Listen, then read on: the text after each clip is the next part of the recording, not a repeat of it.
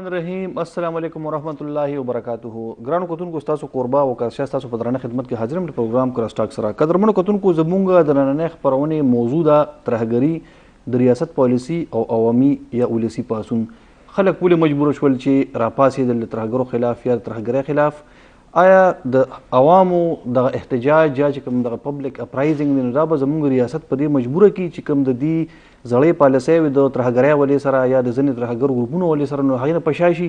که نه دا به هم صرف د مخکې په څېر احتجاجونه ثابت شي او هیڅ قسمه عملي فایده به د دې نه ونه شي. په دې موضوع باندې چې کوم موږ درانه پینلیسټ رابللي دي خپل سټوډیو ته پای کې موږ سره نه اولنۍ میلمنه ده فرزانه علي بیبي څوک چې سینر صحافي ده او په پیښور کې د آج نیوز بیورو چیف ته. تاسو بخیر علی وایو.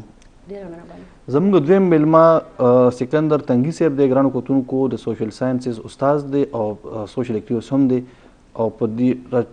کوم ډیولپمنټس روان دي دا ډېر د نږدې نه څاري. تاسو ته بخیر راغلی وایو. زموږ ګرانو کتونکو دریم میلمه طارق افغان صاحب دی د پیشې لحاظ سره خو ایډوکیټ دی های کورټ کې پریکټس کوي خو د عوامي نیشنل پارټۍ د یوت افیر سیکرټري هم دی. تاسو هم بخیر راغلی وایو. فرزانه ستاسو نه به زه په د پروګرام آغاز کوم که تاسو ته په اردو کې هم تاسو ویلی شئ هغه څه ایشو نه ده چې کوم د خلک راپاسي د ترهګرۍ خلاف خلکو کې ډېر زیات غوسه ده او داسې ښکاري چې ګنې دا یو نیچرل اپرایزنګ دی د نه خو د دې چا فنډینګ کړی دی نه چا د چا سپورټ دی حاصل دی دا یو نیچرل کوم وګورو یو مومنټم دی. دا ولې دا خلک راپاسي دا خلک ولې د ترهګرۍ خلاف یا ترهګرو خلاف احتجاجونه کی په حکومت باندې پریشر اچي د دې شاته محرک څه دی؟ دیکھیں محرک تو پہلے تو سب سے پہلے شکریہ وکاس آپ کا اے وی ٹی کا. میرا خیال میں اس کے پیچھے تو وہ ایک مسلسل آپ کہیں کہ 30-40 سالوں سے چلتی ایک دہشت گردی یا جنگ ہے. آپ نے پہلے اس کو جنگ کا نام دیا, ٹھیک ہے, میں تو اس وقت سے مانتی ہوں کہ جب ہم چھوٹے چھوٹے تھے اور ہم حالات دیکھتے تھے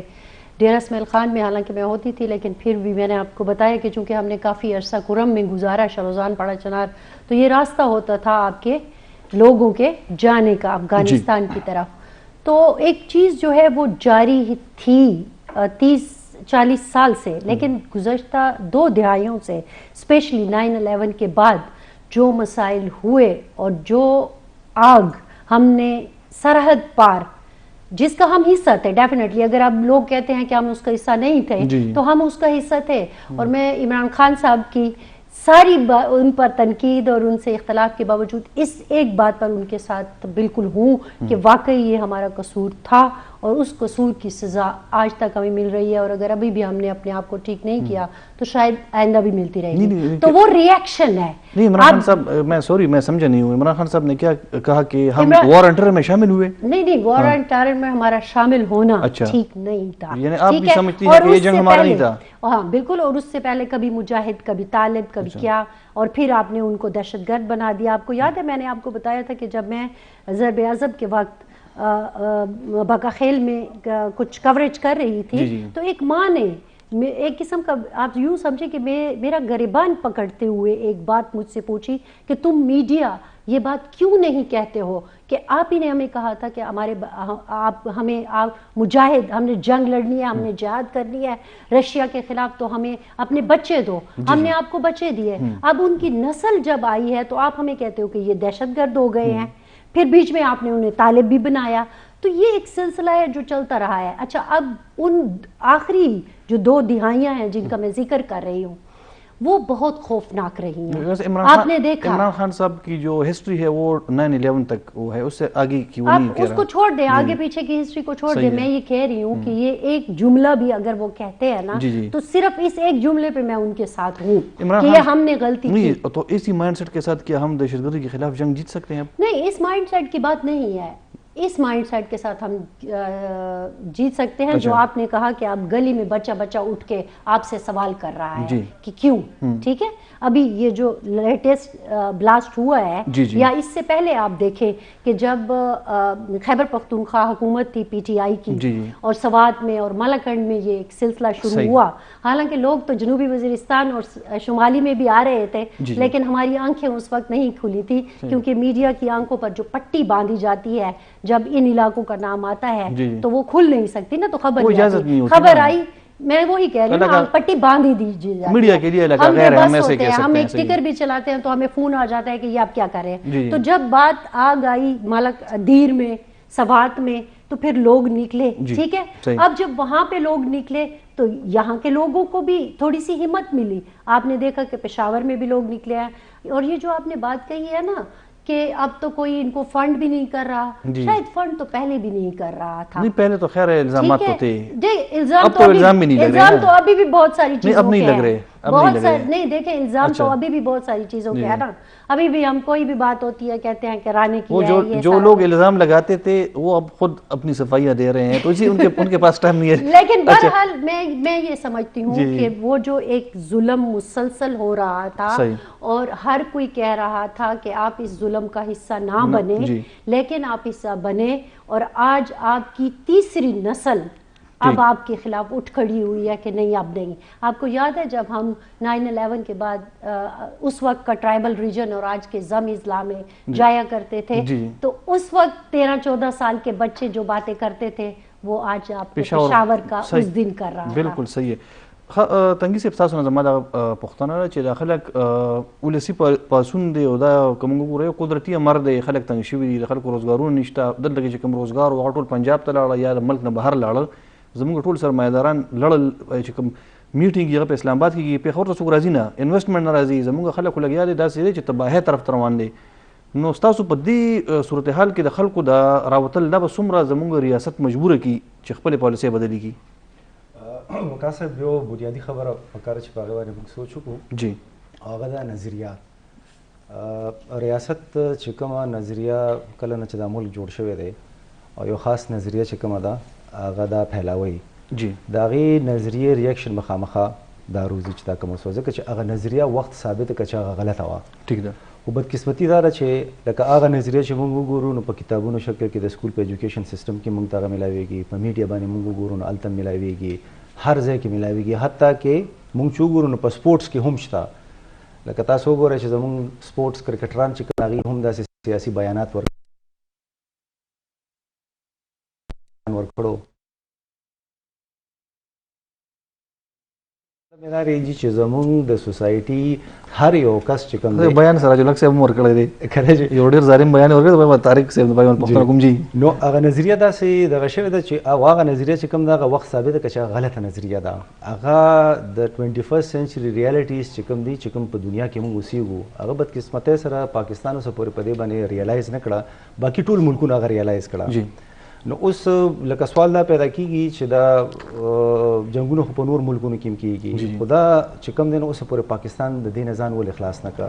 دې کې یو بنیادي شی چې کوم دی هغه نظریه ده. دا نظریه چې څو پورې موږ چیلنج کړی دي، دا څو پورې چې د دې موږ یو کاونټر نیریټیو نه جوړ کړی، نو هماغه شانتي ریاکشنز موږ خامخا ګورو چې هغه مختلف. تاسو چې کوم طرف ته اشاره وکړه اکنامک حالات هم ټیک نه دي، د هغې هم څه نه څه اثر پروزي. خو څو پورې چې لکه اوس موږ وګورو ډېر داسې موږ سره مثالونه دي لکه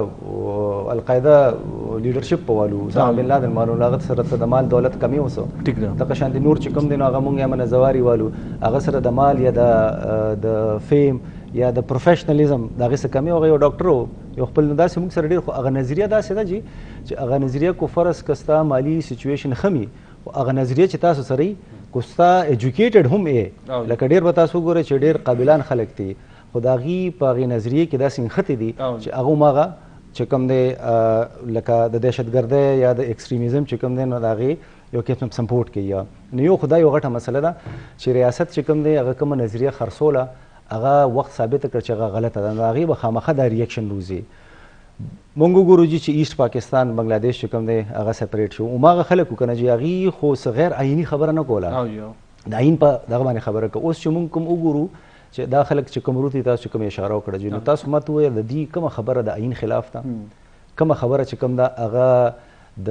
یونایټډ نیشنز چې کوم بین الاقوامي قانون دی د هغې خلاف ده، کومه خبره هغې داسې کړې چې هغه د انسانیت خلاف، او کومه خبره هغې داسې کړې چې هغه د مذهب خلاف ده. ټولې خبرې د هغې اړخ ته ټیک دي. خو بدقسمتي دا ده چې کوم نظریه جوړه شوې ده قومي د نظریه چې کومه جوړه شوې هغه هغې سره سمون نه خوري، هغه به خامخا ریاکشن جوړېږي. نو زما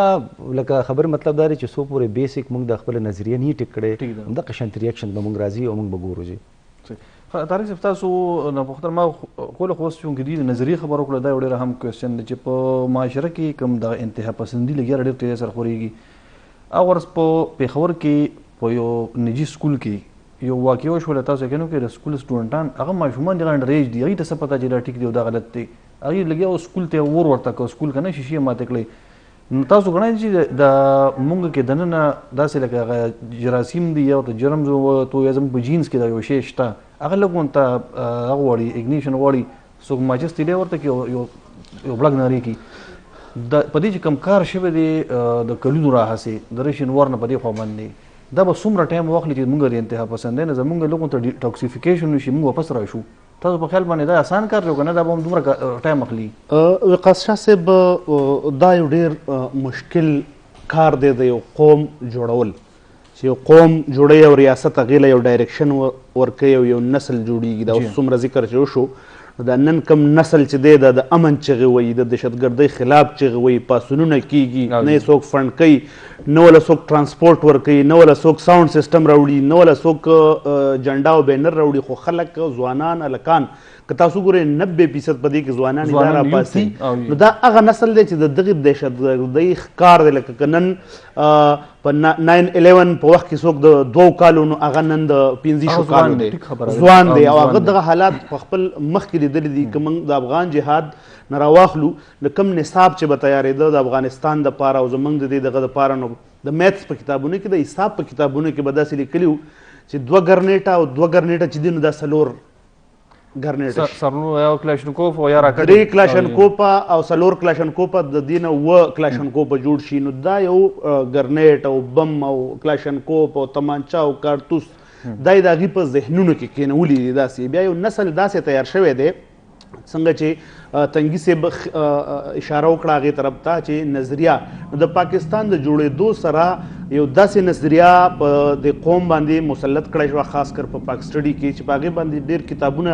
لیکلی شوي دي کې عزیز په دې باندې یو کتاب لیکلی دی د مرډر اف هسټري چې د تاریخ قتل په پاکستان کې څنګه شوی دی او بیا د دې ځای خلک د دې ځای قومي مشران د هغې سره چې دي کوم کردار وکړو چې چا د آیین خبره کوله چا د جمهوریت خبره کوله چا د وسایلو خبره کوله نو هغه یا غدار شو یا د افغانستان ایجنټان شو یا د هندوستان ایجنټان شو یا د مذهب په مخالفت په هغه پیتو باندې د هغې کردار کشي او هغه بدنام کړی شو نو په داسې حالت کې چې ریاست د یو نصاب په شا باندې ولاړي د میډیا په شا باندې ولاړي او هغه کینی او ټي وي چینل مالکانو ته اخبار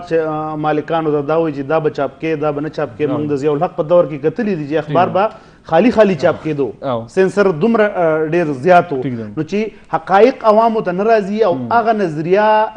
څنګه چې تنګي صاحب وي چې هغه موږ خپلو ځوانانو ته په یونیورسټو کې په کالجونو کې په سکولونو کې هغې ته انجکټ کوو د هغې نه به همدغه نتایج راوځي او بیا چې دا کم خلک په دې پاسونونو کې راوځي نن سبا ما خبره وکړه چې نه ولا څوک فنډینګ کوي نه ولا پیسې ورکوي دا بل اوس د پېښور کم پاسون چې نو که تاسو کتلي په دې کې د ساوند سیسټم چې ډېر کمزور او کې د ځکه چې د دې ساوند سیسټم دپاره دي صرف 10,000 روپۍ راټولې کړې او په 10,000 روپۍ زه د دې ګواه یم په 10,000 روپۍ باندې هغې د ساوند سیسټم صرف راوړی او نور خو هلته څه نه وو صرف یو سوزکی او ساوند سیسټم او ساوند سیسټم د هغې کمزوری و خو هلته چې کوم خلک راغلي وو د ساوند سیسټم یا د تقریر یا د دې دپاره نه هغې خپل یو ایکسپریشن کوو خپل اظهار یې کوو چې دا څه وشو په کوم ځای کې وشو په څه حالاتو کې وشو نو موږ د دې خلاف یو داسې که سوات کې که تاسو وګورئ په سوات کې چې د طالبان راووتل دوباره د هغې ظهور وشو هغه یو ډي اس پي صاحب یې زخمي کړی و په هغه وخت کې هم په سوات کې په زرګونو خلک راووتل او د دې مخالفت یې وکړو چې نور موږ دغه جنګ دغه دهشتګردي دغه ترهګري دا موږ نه منو د هغې نه سلسله روانه شوه او تاسو وګورئ چې د دې صوبې یوه ضلع داسې پاتې نه شوه چې په هغې کې د امن دپاره پاڅون نه شوی خلک نه راوتی او ابلو زه د عوامي نیشنل پارټۍ د صوبایي صدر ایمل ولی خان چې کوم پریس کانفرنس ورو په هغه کې هغه وویل چې دا د ځوانانو د پاڅون دی او موږ به حیثیت پارټۍ د دې مکمل حمایت کوو او دوی چې څه وي موږ د دې د هرې مطالبې حمایت کوو نو لکه د فنډینګ یا دغه خبره نشته دا خلک صرف په خپل دغه باندې راوتي ځان له امن غواړي په دې وطن کې امن غواړي او دا خبره داسې حالت ته رسېدلې ده چې زموږ پولیس په تاریخ کې پیله ځل راپاڅېدل او هغې چې کومه نارې ووالې او کومه اظهار یو کو د خپل احساساتو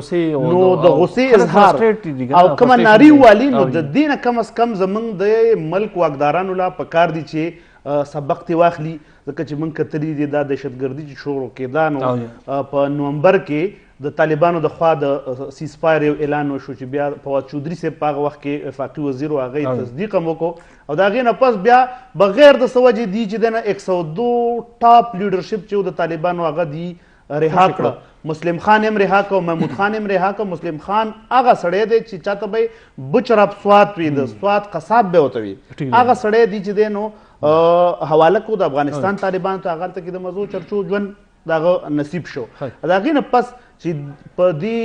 هغه ګورنمنټ باندې دا الزامات هم ولګېدي چې دا طالبانو له بتې ورکوي او دا خبره د عوامي نشر پارټۍ صوبایي صدر بار بار کړې ده دا یې راوچته کړې ده چې چېرته هم د دهشتګردۍ واقع شوې ده نو زما په خیال په ټولو سیاسي پارټو کې د ټولو نه اول ایمل ولی خان او عوامي نشر پارټۍ دا په ګوته کړې ده ریاست ته هم حکومت ته هم او تحریک انصاف ته هم چې تاسو څه کوئ دا موږ واپس هغه ځای ته بوځئ د کوم ځای نه چې موږ راوتي یو او نن د هغې په شکل کې موږ د پېښور دماکه ولیده په هغې کې موږ دلته کې روزانه پولیس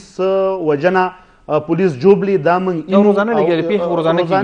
حساب داسې ده چې هر سړی یریږي څوک چا سره موټرسایکل تیر شي په خوا کې نو هم یریږي چې زه خدای مکه هسې نه دا دهشتګردي یا حمله وشي یا دا وشي زما په خیال دغه پاڅونونه چې دا یو نیچرل اپرایزنګ دی او د دې نه دغې واکدارانو لا ځکه چې عمران خان ویلي چې زه درې نیم کاله په اقتدار کې نو زما اختیار نه و د دې مطلب دا دی چې کم ارباب اختیار دا خلک واپس عمران خان فرزانه هم د عمران خان د یو سټیټمنټ حمایت وکړه تاسو هم کوئ زه یې په دې باندې حمایت کوم فرزاني بیبي خو صرف د عمران خان دغه خبر وکړه چې هغه ویلي دا زموږ جنګ نه دی خو زموږ مشرانو ولی خان بادشاه خان اسفندیار خان ټول عمر ویلي دي چې دا زموږ جنګ نه دی دا پردی جنګ دی او که په هغه وخت کې د دغه مشرانو په خبرو باندې عمل کړی شوی وی نو نن به زموږ په دې وطن کې نه دا بدامني وه نه به دهشتګردي وه نه به معاشي عدم استحکام او هغه دغه خبره د ولی خان ډیره په ډاګه ده چې که ته د بل کور ته بمونه ورولې د هغه طرف نه تا ته ګلونه نشي راتلی نو هغه خبره نن د کاڼي د کرښې په شان رښتیا ختلې ده صحیح ده فرزانه دوی چې کومه خبره وکړله اوس کوېسچن دا دی چې خلک خو پریشانه دي خلک تنګ دي خلک غوسه دي راپاسي پاسون کوي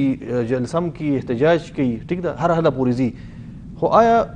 سوال خو بیا هم دا راځي چې زموږ ریاست آیا خپله پالیسي بدله کړې ده آیا ریاست زموږ چې کوم تګ دی یا سفر دی نو هغه سیده لاین کې دی یا په صحیح لاین کې دی که نه او تاسو په خیال باندې ریاست پالیسي د تبدیلولو لپاره داسې څه نشانې راځي مخې ته زه بریک نه پس تاسو نه بیا دا کوېشن کوم ګرانو کتونکو یو غوړه شان دماغ لو کو دمین پس تاسو په خدمت کې وزل بیا حاضر جو اچھا فرزان کوشچن آپ سے یہی ہے کہ عوام احتجاج پر نکل آئے ہیں بہت زیادہ لوگ غصے میں بھی ہیں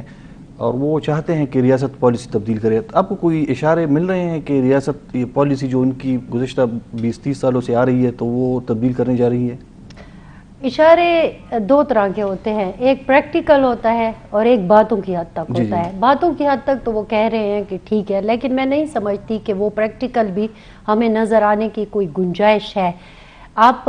ریسنٹ ایپکس کمیٹی کے اجلاس کو دیکھ لیں کہ اس میں بہت ساری چیزیں جو اندر ڈسکس ہوئی وہ ظاہر ہے آپ اور میں جرنلسٹ ہیں تو ہمارے سامنے چیزیں آئی ہیں اگر تو اس کے اوپر منوعن عمل کر لیا جائے ٹھیک ہے جو کہ مجھے نہیں لگتا کہ منوعن ممکن ہے ممکن تو ہے لیکن آپ کرنا نہیں چاہتے نا ول نہیں ہے آپ کی اور اس ول کے پیچھے بالکل جو انہوں نے کہا کہ آپ جس بیانیے کو لے کر چل رہے ہو جب تک آپ اس بیانیے کو پیچھا نہیں چھوڑو گے اور ایک کاؤنٹر بیانیہ جو ہے اس کو ایکسیپٹ نہیں کرو گے تو تب تک آپ کی ول ہمیں شو نہیں ہوگی ورنہ تو اے پی سی جب آرمی پبلک اسکول کے بعد ہوئی تھی اور اس میں جو ہم نے نیشنل ایکشن پلان بنایا تھا اور اس کے باقی سب کو چھوڑ دیں صرف 2 نکتے اگر ہم اٹھا لیتے ٹھیک ہے اور وہ اسی بیانیے کی تبدیلی کے تھے تو اب آپ پھر مطلب 2014 اب 2023 آپ ایک بار پھر وہی کہانی دوبارہ دہرانے کی کوشش کریں گے اور ہمارے ایک 10 سال اور आगे चले जाएंगे, फिर एक कहेगा हाँ एक कहेगा नहीं। आप इतनी सी मिसाल दे लेना, नवाज शरीफ को जिस बुनियाद पर हटाया था, आप बैकग्राउंड में चले जाए ना, क्या था? डॉन लीक्स क्या थी? ठीक है, जो भी था, जो भी थी, लेकिन नवाज शरीफ को नाअहल किया गया, अभी तक नाअहल है। जो बातें कर रहे हैं, अपने घर को ठीक कर लो जी। आज मुत्तकी आपको ना कहता कि अपने घर को पहले ठीक कर लो, उसको छोड़ दे। नहीं, मुत्तकी को तो है ये कहना भी नहीं चाहिए। मुत्तकी का जो अपना घर है वहाँ पर पूरी दुनिया से जो लोग उन्होंने इधर से उधर से लेके आए वहाँ पर पश्तो का क्या मुहावरा सुनाते थे जी। अब नहीं मुत्तकी साहब कम से कम, मुत्तकी साहब हमें ये ना करें। वो समझ गए हैं कि असफलियाल साहब पश्तो का क्या मुहावरा चल रहा है। आप अपने घर नहीं पश्तो में बोल लेना, वो जरा ऐसी बात है कि वो ऑकवर्ड हो जाएगी। लोग समझ आ गई है, समझने वाले समझ गए, क्योंकि असफलियाल साहब ने बहुत दफा ये बात कही है। छोड़ दे, आप अपने घर को ठीक कर ले। उन्होंने जो बात की थी, मैं सिर्फ कतुन को पारा तासु दवाई ची वर्रिच बखलो अल्लाह की दा चुप शा दासी नहीं ना, वो कुछ और था। अच्छा, वो कोई मुर्गी वाली बात थी। अच्छा, तो बात ये है कि आपकी विल मुझे नजर नहीं आ रही है। यही तो मेरा क्वेश्चन आपसे क्या है कि हम मुझे नहीं नजर आ रही है। अभी एपीसी होगी, अभी तो उसकी पता नहीं डेट फिर बदल गई है। बिठाएं सारे लोगों को, बात करें, लेकिन बात करने से बात नहीं बनेगी, बात इख्तियार देने की है। आपको पता है, मुझे इतनी हैरत तो खैर मुझे नहीं हुई है, लेकिन मुझे अफसोस हुआ। किसको देने की बात है? सुन ले मेरा एक जुमला। नहीं सर, कि किसको इख्तियार देने की आपके, मैं इस तरफ आ रही हूँ। ये पुलिस लाइन, मलिक साद पुलिस लाइन के धमाका होता है मस्जिद का, ठीक है। पुलिस आपने, इन्होंने भी कहा, इन्होंने पुलिस बाहर निकलती है जी। उसके हाथ में आपने बैनर देखा है? बिल्कुल, प्ले कार्ड, सॉरी, और प्ले कार्ड पर लिखा हुआ है हमें हमारा इख्तियार दो जी। आपकी सिविल फोर्स किसको कह रही है कि हमें हमारा इख्तियार? तो आईजी साहब दे रहे ना इख्तियार। आईजी साहब तो वो है, आईजी साहब के पास इख्तियार है। अगर नहीं तो कम से कम आईजी साहब तो अपने लब तो खोले ना। लब ही तो नहीं खोलते। अच्छा, लब ही तो नहीं खोलते जी। एक इनसे पहले कोई आईजी था, उनसे मैं वैसे ही बात कर रही थी फोन पे, तो मैंने कहा कि सर ये चीजें, कैमरे पर नहीं था ना, हम जैसे बात करते हैं कि सर ये इंफॉर्मेशन मेरे पास आई है, तो ये, तो उन्होंने कहा कि फरजाना बीबी, चीजें चल रही होती हैं, आप उस वक्त देखते हैं जब हम आपको दिखाना चाहते हैं। सही, ठीक है, बिल्कुल। तो इसके बाद रह क्या जाता है? नेशनल इलेक्शन प्लान की बात आपने की, तो उसमें जो नुकात हैं, किस नुक्ते पर आपके ख्याल में, अब जो उनके इस हुकूमत में तो बहुत सारी जुमातें हैं, इमरान खान साहब नहीं, इमरान खान साहब भी उनकी मौजूदगी में भी उन 20 नुकात में कुछ नुकात पर अमल नहीं होना था, क्योंकि खान साहब की भी एक अपनी माइंड सेट है और उनकी अपनी सोच है। इस हुकूमत में मौलाना साहब भी हैं, इत्तेहादी हैं इस हुकूमत के, तो क्या मदरसों की जो बात की थी उन्होंने, रेगुलराइजेशन की, या मदरसा सिलेबस, या उन पर चेक एंड बैलेंस जो उनकी फंड वगैरह, तो क्या इस नुक्ते पर अमल किया जा सकेगा? जो शेड्यूल्स उन्होंने दिए थे, शेड्यूल 1, 2, 3, 4, तो क्या वो जो शेड्यूलिंग है या प्रोफाइलिंग है, तो उस पे अमल किया जा सकेगा? नहीं, बहुत सारे तो अगर आप नहीं कर सकते, देखें मुख्तदर हलकों के पास ताकत है, ठीक है, वो अगर चाहें तो बहुत कुछ करवा लेते हैं। वो हमारे सियासतदानों को 2 दिन में अंदर, 3 दिन में बाहर, 4 दिन में अंदर, इधर मुकदमा, उधर मुकदमा, नैब यहाँ, ये सारा कुछ जब करवा सकते हैं, मुझे जवाब के जवाब से तासुर मिल रहा है वो ये कि अभी तक चीजें वाज़ेह नहीं है, इशारे वाज़ेह नहीं है अभी जी, इशारे वाज़ेह नहीं है, पॉलिसी अभी वाज़ेह नहीं है, कंफ्यूजन है। मुझे लगता है, देखिए आपको याद होगा कि आर्मी पब्लिक स्कूल की रात को जब वाकया हो गया, रात को यहाँ पर ISPR की प्रेस ब्रीफिंग हुई, तो मैंने, आपको अगर याद हो तो मैंने एक सवाल किया था कि कोई कह रहा है कि ये हमारे बच्चे हैं, वो अब इस दुनिया में नहीं है, वो मौलाना साहब जिन्होंने कहा था, मौलाना समीउल हक ने, बात कर लेती हूँ, उन्होंने कहा था कि ये तो हमारे बच्चे हैं। तो आप तो हैंडलर की बात कर रहे हैं, आप तो करने वालों की बात कर रहे हैं, क्या आप फैसिलिटेटर को और सिंपैथाइजर को भी इस कटहरे में लाएंगे? सही। उन्होंने कहा था हाँ, लेकिन वो हाँ नहीं हुआ। आज आप देखिए कि ये जो बात कर रहे हैं ना, वो आपने कहा कि स्कूल के बच्चे जी, अब आप देखिए कि आप कैसी नस्ल परवान चढ़ा रहे हैं। ये क्या हम में आपको नहीं लगता कि आप इमरान खान की बात कर रहे हैं कि आप उनको सिंपैथाइजर कह रहे हैं? नहीं, मैं नहीं कह रहा, नहीं, आपकी बातों से लग रहा है। इमरान खान साहब ने आज स्टेटमेंट दी है, आज ٹی وی چینلز پر بھی چلا ہے. آج انٹرنیشنل میڈیا کو انہوں نے اسٹیٹمنٹ دی ہے کہ افغان طالبان پاکستان کے خلاف نہیں ہے. وہ خان صاحب خود کہہ رہے ہیں, میں نہیں کہہ رہا. تو بس ایمپتائزر ہو گئے نا, زنجیریں توڑ رہے ہیں, ایک عالمی دہشت گرد کو آپ شہید کہہ رہے ہیں, اور بہت ساری باتیں جو ہیں وہ بھی آئی ہیں. تو بات یہ ہے کہ ہم صحیح ہے, ایمپتائزر اسی کا میں زبردست کنده تاسو نه کوېسچن په دیوانه کوم چې کوم دغه موږ په کنفیوژن ښکار یو, زموږ نوی نسل, زموږ زوړ نسل داسې د کنفیوژن ښکار یو. تاسو یقینو کې ما ته هم پته نشته چې زما د ریاست څه پالیسي ده, څه فیصله ده, چې موږ د دهشتګردۍ خلاف یو که نه یو. زما په زړه کې بیا هم څه نه څه یو شک وي. زما د زړه نه, زما د کتونکو, زموږ چې کوم د دې قوم د زړه نه تا شک نه ایستی چې هغه کلیر نه وي, هغه کلیریټي هغه ته نه وي, نو ته به څنګه د ترهګرۍ خلاف جنګ کوې؟ ستا سلیبس کې ستا پرابلم دی, ستا چې کوم زموږ بیانیه کې زموږ پرابلم دی, دا به څنګه کېږي؟ یو خو وقا صاحب کو خان صاحب دا وایي چې طالب د پاکستان خلاف نه, نو کو خان صاحب ځان ته پاکستان ویني بیا خو ټیک ده نه پاکستان دی کنه. کو هغه ځان ته وایي چې پاکستان ټول نغټ هغه سیاسي جماعت ځان ته وایي چې زه پاکستان یم, بیا خو چونکې دغه خلاف نه نو بیا د پاکستان خلاف هم نشو. ستاسو سوال چې کوم دی جی, لکه زه چې کله سوچ کوم نو دا په خیال بدرې خبرې کېدي شي. یا خو ریاست کنفیوز دی چې فرزانه صاحب وویل, یا ریاست یریږي, ټیک شو جی, صحیح ده. او یا دریم خبره دا کېدی شي چې ریاست په هر څه باندې پوه دی, خو په ریاست باندې د تاریخ یا د دې نظریې دومره غټ بوج دی چې هغه بوج نشي اخوا کولی. او دا بوج چې کوم دی نو که تاسو زیات راکړئ نو زه به ووایم چې د پاکستان کله تخلیق کېده نو زموږ د کوم د قومي نظریه چې کومه ده دې نه موږ د قرآن یو آیت جوړ کړ دی چې دا موږ ریویزټ کوو, نه دا موږ ایویلویټ کوو چېرې دی کې لکه تاسو یو تحریک شروع کو, په تحریک سره ستاسو یو نظریه وي, نو چې کله ستاسو خپل مقصد اچیو کو نو بیا ضروري نه چې ستاسو همدغه نظریه کې سقط پاتې شي. بس هغه یو سایډ ته کېده. پاکستان جوړ شو چې په کومې نظریې هم جوړ شوی دی,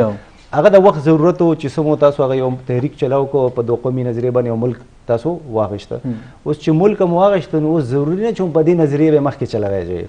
او که موږ لږ تاریخ وګورو جي, نو جناح صاحب چې کوم دی, قائد اعظم صاحب هم دا نظریه سایډ ته کړې وه. د هغې نه پس چې کوم امیران راغلل جي, هغوی دا نظریه دوباره ریوایو کړه او هغه زموږ د ماشومانو په ذهنونو کې دومره اچولې ده جي. نو زه خبر دا کوم جي چې ریاست کو کنفیوز هم نه یا کو ریاست یریږي هم نه, ځکه چې زموږ څومره سټیټمنټس دي د طالب خلاف نو هغه ډېر سافټ سټیټمنټس دي. خو بل دا دی چې د ریاست څو پورې چې جي خپل دا نظریه نه ټیک کړی جي, دا خبره موږ نشو تللی. دا چې څومره بحثونه موږ وکړو, چې څومره موږ موومنټس وکړو جي, هغه چې څو پورې دا ریاست په دې شي باندې ریالایز کړي نه چې یاره دا نظریه موږ ته نقصان رسوي جي. تاسو وګورئ جي, لکه دا اوس چې کوم د پښتنو دا پاڅون چې شوی دی نو ټول نه پرامن شوی دی جی. صحیح ده جی. هغې کې هېڅ قسمه بلکې د هغې لیډران چې کله عوام په اشتعال کې راشي جي, هغې نارې هم وخي نو الټا هغه لیډران هم یو قسم دغه کي, حالانکې د هغې فالوورز هم ډېر مشتعلي, خو هغې روکوي یې جي. بالکل د بلوچ چې کوم ریزسټنس دی ولې په هغې کې داسې امن دی جي, یا د کم فرض کړه د طالب یو ریزسټنټ و, هغې کې خو چټ هم دا ریزسټنټ, نو دا باوجود د دې چې دا دومره پرامنه دی جي. او هغه هماغه چې ما تاسو ته خبر وکړه چې هغه د کانسټیټیوشن د هغې ټولو خبرې کوي, خو ما تاسو ته چې د ریاست د نظریې دا بوج دومره دی په ریاست باندې جي, او هغه دا نه اخوا کوي جي. کو هغه اخوا کوي نو په هغې کې به ټول بد شو. مونږ یو قسم نه غواړي جي چې دا ملک د بوج لاندې ریاست هغه نشي, هسه ورته وي چیپلق نشي, موږ د پښتو کې وایو. نو زه به دا وایم چې یو اداره به چیپلق شي جي, خو ریاست نه چپلق کېږي جي. طارق صاحب تاسو په دې باندې آپ کو نہیں لگتا کہ ریاست ابھی اس بوجھ تلے دبی ہوئی ہے؟ دبی تو ہوئی ہے. وقاص شاه صاحب زه دا وایم چې تاسو وایئ چې زه دا وایم چې دا د دې ریاست او د ریاست په شا چې دی نو د فوج جی ملټري دا د دې کاروبار دی, دا نظریه, دا بدامني, دا دهشتګردي, دا د دې کاروبار پاتې شوی دی د وخت د سره. که موږ د افغان جهاد د وخت نه راواخلو, قائد اعظم صاحب که تاسو دغه دې خبره وکړه چې هغه په یو دغه باندې ملک جوړ کو, د ملک جوړېدو نه پس د هغه نظریه بیا بدله شوې, هغه دا ویلي چې پاکستان دغه سپیچز موجود دي چې دا به یو سیکولر ریاست وي. او د دې نه مخکې که تاسو موږ وګورو, زموږ د دې ملک دغه واکداران څوک چې ځان ته ریاست وایي, چا چې ټول عمر دا یا بلواسطه یا براه راست چې دی نو دا ریاست چلولی دی, هغه خلکو د جناح صاحب هر هغې خبرې مخالفت کړی دی کوم چې به هغه کوله. جناح صاحب تاسو راولئ, هغه هر تقریر راولئ, هغې کې هغه د صوبایي خود مختارۍ خبره کوي په هغه ځای کې. تاسو د جناح صاحب 14 پوینټس راولئ, 14 نکات چې دی نو دا 14 نکات څه دا چې کوم نهرو ریپورت راغی او د هندوستان د پاره کوم آئین پروپوز کړو نو په هغه کې جناسب د خپل امندمنټس پروپوز کړ چې دا زما نکات چې دي دا په دې آئین کې شاملوي نو الله به سره زمانم هغه نکات صوبایي خود مختاری وا د اقلیتونو ازادي وا د جبه چې څومره سن صوبه کا پلان کې دا ټولې خبرې په هغه کې ته ماته دا وایا چې تر 18 ترمیم پورې په پاکستان په 15 کال کې د خلکو د صوبایي خود مختاری چې بچا غوښتا غي ته غدار وي د انډیا ایجنټ وته وي د افغانستان ایجنټ وي نو چې ستا ریاست یا د ریاست په شا چې کم فوج ولال دی هغه براه راست دغه کاروبار حصي او دغه دهشتګردي طالب جوړول طالب ختمول طالب جوړول طالب ختمول دا چې دغه کاروباري نو امن به څنګه راځي په وطن کې معاشي استحکام به څنګه راځي لکه دا د پارلیمنت بالادستی د آئین بالادستی نن چیف جسټس صاحب بیان ورکړی دی چې موږ به داسې هېڅ یو کار نه کوو چې آئین د هغې اجازت نه ورکوي خو دوی هر هغه کار همیشه زموږ د جوډیشري هم کړی دی چې آئین د هغې اجازت نه دی ورکوي نظریه ضرورت دی راوستې ده جرنیلانو له دی جوډیشري خبره مه کوه ته خو وکیل یې زه وکیل یم زه د جوډیشري خبره کوم زه یې کوم او زه کوم نو تاسو خبره کوي خو خبره مال بکارو ما ته نوټس ملي خیر دا خبره بل خیر راولې کنه نو زه دا وایم مال فرزانو بیان لګي هم عدالت کې پیش کیږي ججمنٹ پہ بات کر رہے ہیں جوڈیشری پہ بات نہیں خیر ہے وکیل نو د آئین همیشه دی مخالفت کړي بیا اتلسم ترمیم چې راغی اتلسم ترمیم د رول بیک کولو لپاره چې تیر ګورنمنت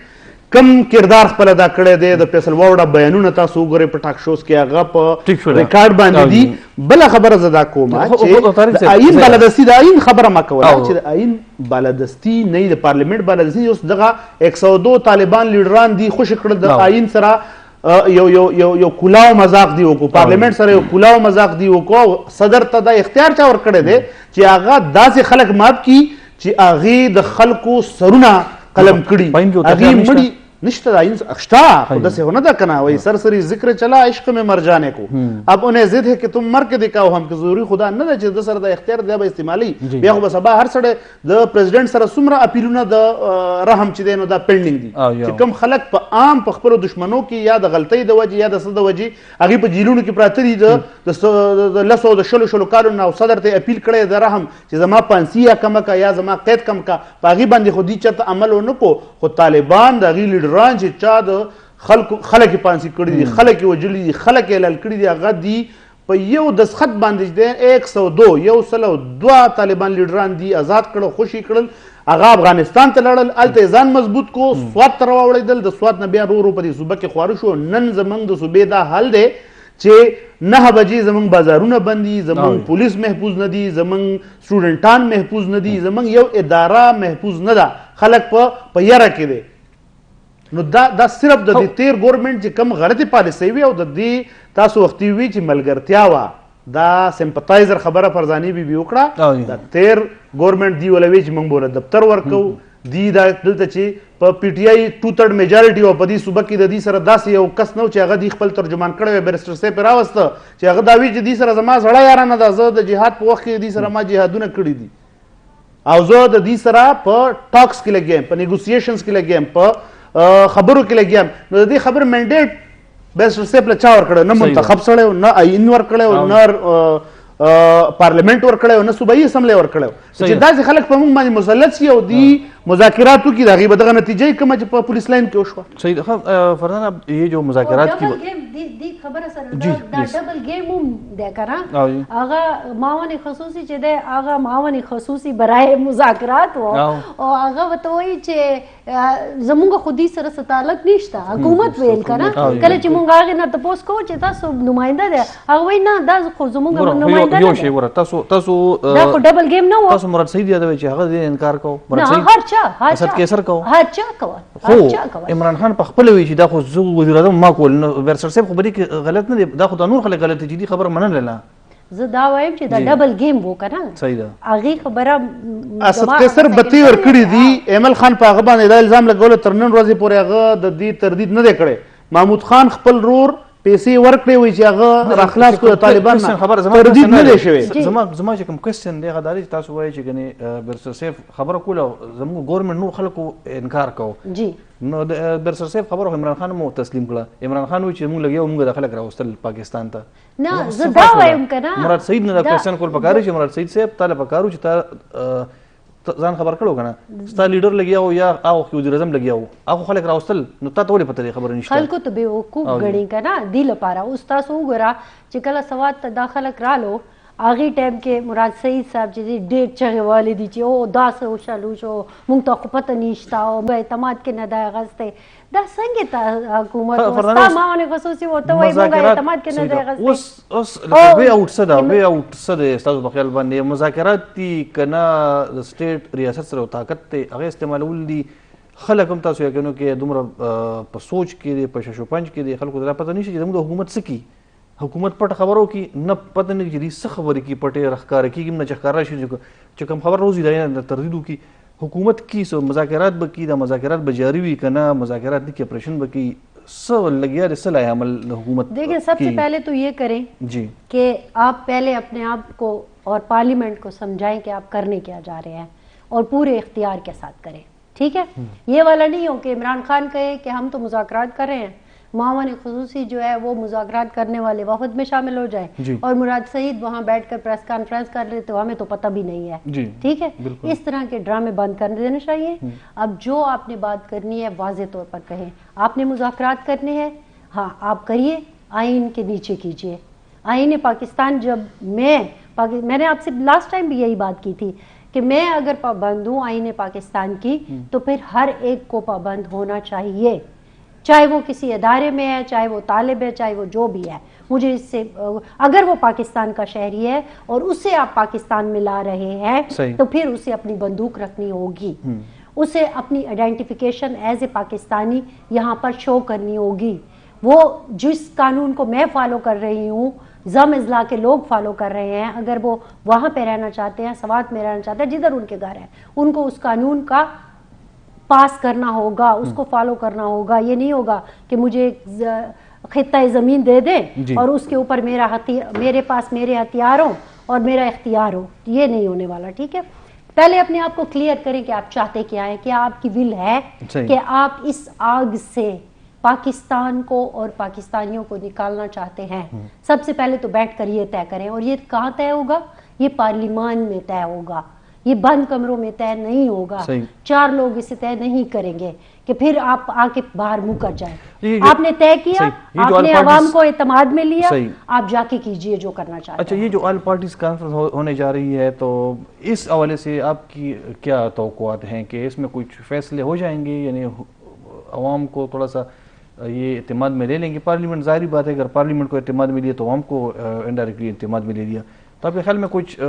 ڈیسیژن لے سکتی ہے ہماری حکومت. آج جو 1-2 خبریں آئی ہیں اس کو بلا لو اور اس کو نہ بلاؤ اور یہ ناراض ہو گیا اور وہ راضی ہو گیا اور پتہ نہیں ادھر چلا گیا اور فلانا ادھر چلا گیا آج ہوگی کل ہوگی. ابھی سے آپ اتنے مخمصوں کا شکار ہیں اور اتنے شکوک و شبہات آپ نے ڈال دی ہے. بھائی تحریک انصاف ایک بہت بڑی پارٹی ہے اس کو صحیح انویٹیشن بھیجے. اگر وہ نہیں آتی تو پھر اس کے بعد دیکھیں گے پھر قوم بھی ان کو رد کر دے گی نا کہ بھائی سارے بیٹھے تھے پارلیمان میں آپ چلو پارلیمان میں نہیں ہیں آپ سیاسی پارٹی تو ہے نا آپ تو دعویٰ ہیں اور ہے بھی پاکستان کی سب سے بڑی پارٹی تو ہے اس میں تو کوئی شک نہیں ہے. پختونخوا کی تو چلو ہے نا کم از کم بلکہ میرا خیال میں پاکستان کی بھی مان لینا چاہیے ایک بڑی پارٹی ہے. اگر چھوٹی بھی ہو تو ایز اے پارٹی تو حق ہے لوگ ان کو پسند کرتے ہیں ان کے ساتھ کھڑے ہیں ان کے کہنے پہ نکلتے ہیں سارا کچھ ہے. آپ آئیے اور بیٹھیے لیکن پہلے یہ بھی ان کو بلائیں. آ جائے گی نا اگر پی ٹی آئی نہیں ہے اس ڈیسیژن میکنگ پھر وہ اون نہیں کرے گی اس کا نقصان ہوگا اسٹیٹ کو. اون بھی نہیں کرے گی اور دوسری یہ ہے کہ پی ٹی آئی کو بھی ڈبل گیم نہیں کھیلنی چاہیے کہ آپ ایک بار پھر ادھر تو آپ یہ اس کو بھی وہ موقع نہ دینا کہ وہ کہے کہ جی مجھے تو بلایا نہیں ہے اور وہ اس سارے قصے سے ہٹ جائے لیکن ادھر اپنے پیاروں کو یہ دکھانے کے لیے کہ اگر آپ کے ساتھ کچھ ہوا تھا تو میں اس میں نہیں تھی. یہ ان چیزوں کی بھی گنجائش نہیں رکھنی چاہیے. یہ اب حکومت پر ڈیپینڈ کرتا ہے کہ اگر تو آپ خلا چھوڑیں گے تو پھر ایک سیاسی چیز پیدا ہو جائے گی اور ان کا ایک بیانیہ بن جائے گا. دوسری مجھے یہ بات کرنی ہے کہ ریاست کو اب پلیز मैं तो रिक्वेस्ट ही कर सकती हूँ। सही है, हम रिक्वेस्ट कर सकते हैं शहरी जी कि हम मुतालबा वैसे कर सकते हैं, आप मुतालबा भी कर सकती हो। आप मुतालबा मैं क्या आपकी रियासत मेरा नहीं है? मुतालबा नहीं, क्या? आप रियासत नहीं है, मैं क्या रियासत आप हूँ? रियासत मैं तो एक आम आप शहरी रियासत हूँ। की शहरी है, रियासत मैं तो वो- अवाम से बनता है ना, मैं- तो ये रियासत जमीन तो नहीं है, अवाम है, हम है। तो फिर आज से हम ये तय कर लें कि नेशनल इंटरेस्ट जो है जी। वो आवाम का इंटरेस्ट है, बिल्कुल। वो रियासत का इंटरेस्ट तो है। रियासत तो मेरे ख्याल में अवाम ही होती है। तो ये फिर तारिक साहब ठीक इस है, पे फिर इस चीज अच्छा, को मान लेते हैं, आज अच्छा, तय करके उठते तारिक हैं साहब कि सही मेरा है। इंटरेस्ट जो है वो रियासत के داس interest لا से او بڑا ہے۔ قاش شاسب د د APC سیاسي پارټو د APC هم دغه راځم د دې تاسو امید شته که نه؟ امید که زما نشته نو په کار دار چې دا پولیټیکل لیډرشپ وي د دې لپاره جی جی چې دا عوام کنټرول ٹھیک کړي ده. د یو قوم د مستقبل لپاره فیصلې وکړي او په سختو وختو کې فیصلې وکړي. اوس کومه سیاسي پارټۍ چې خپل قومي فریضه نه ادا کوي نو ته پوه شه چې د ځان د انټرست دپاره لګیا دی، د قوم د انټرست دپاره نه دی. لکه د دې نه به زیات سخت وخت په د قوم باندې په د ملک باندې کومه راځي چې د اپیکس کمیټۍ میټینګ کیږي، عمران خان صاحب وایي زه په دې کې نه شاملېږم، د APC دپاره د باني ولټۍ دعوت راکا تا ته خو پته ولګېده چې دا د یو قومي مفاد دپاره APC کیږي، آل پارټیز کانفرنس کیږي، ته بغیر د اجازت نه ورشه او هلته کې خپله خبره کېده. که ته څه اګري وړي ستا خلاف څه خبره کېږي ته هم هغه په هغې آل پارټیز کانفرنس کې کېده، ته د دهشتګردۍ خبره هم کېده، تا باندې الزام لګي چې ته طالبانو ملګری، تا طالبانو له دفترې ورکړي، تا طالبان خوشي کړي، تا طالبانو له بتي ورکړي، دغه خبره هم په APC کې کېده. او زه یو بله خبره په دې کې دا کومه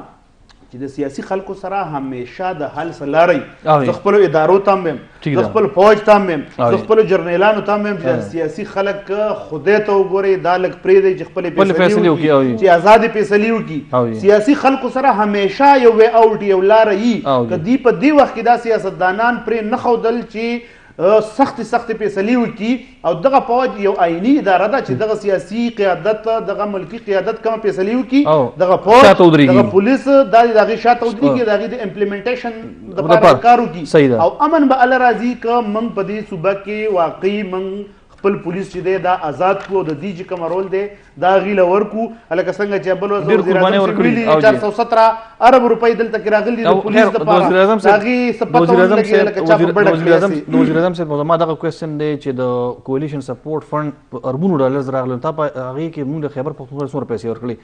موږ خپل حق دپاره هم جوړو، خپل جړا چې کوم دغه تپوس خو غریب د جړا عادت نه صرف د دې وزیر اعظم نه بلکې د دریو کالو د وزیر اعظم د وفاقي حکومت نه، د وفاقي حکومت نه، وفاقي حکومت تاسو یو جهان مننه طارق صاحب، یو جهان مننه سکندر صاحب، تاسو فرزانه، تاسو ګرانو کتونکو ستاسو هم مننه. تر بیا د الله په امان.